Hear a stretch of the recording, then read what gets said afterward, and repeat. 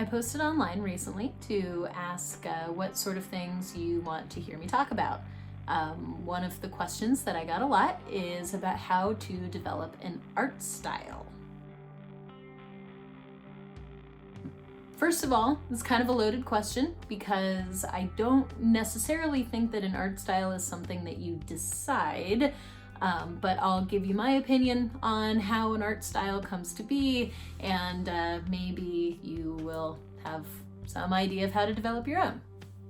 I think a lot of people assume that your art style is something that you come up with. You know, you make a decision, okay, this is what all of my art is going to look like, and then you start doing that. So as a young artist or as somebody that's first starting, you are often pushed to believe that what you need to do is have a dedicated artistic voice right off the bat.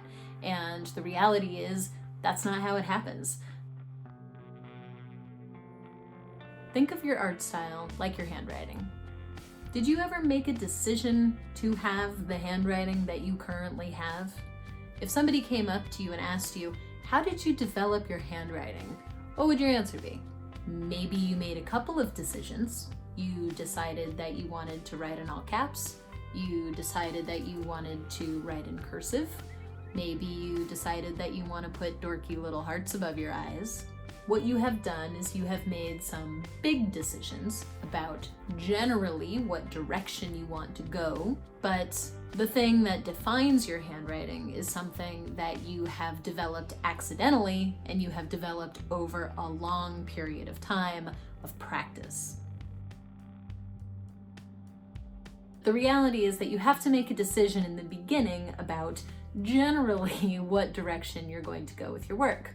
I personally, obviously, have decided to go with acrylic.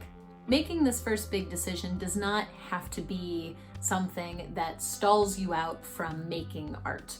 As you are maybe trying to decide what direction you want to go, usually the best way to figure that out is to explore and experiment. I've gone through many phases. I used to mostly draw. I used to only use colored pencils. For a long time, I was doing ink and watercolor. Eventually, when I had the opportunity to really dig more deeply into using acrylic, I decided that that is how I like to work the best. But all of these things and exploring was necessary for me in order to decide, you know what, I personally am happiest when I'm painting, and I am personally happiest when I am painting with acrylic. So that's the direction that I just sort of naturally wound up going. My biggest piece of advice for anybody that is trying to figure out what their direction is as an artist is to make art. Make a lot of art. Make different art. Try different stuff. Try a different medium. Try to draw something you've never drawn before. All of these things are things that are going to push you in a direction. And maybe you don't know what you want that direction to be, but experience pushes you. And eventually, once you have momentum, then you'll be able to make more decisions about what it is that you like and what you don't like. So, back to the handwriting point. After you have made your big decision, that eventually your handwriting just sort of starts to look the way it looks. You never really decided that this is exactly how you're going to write. But as time has gone on, my guess is that you would recognize your own handwriting. The same goes for art styles. Eventually, as time goes on, as you continue working, what you start to develop are habits, and habits are your style.